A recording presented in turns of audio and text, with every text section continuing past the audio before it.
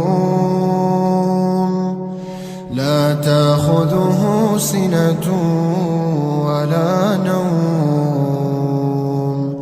له ما في السماوات وما في الأرض من ذا الذي يشفع عنده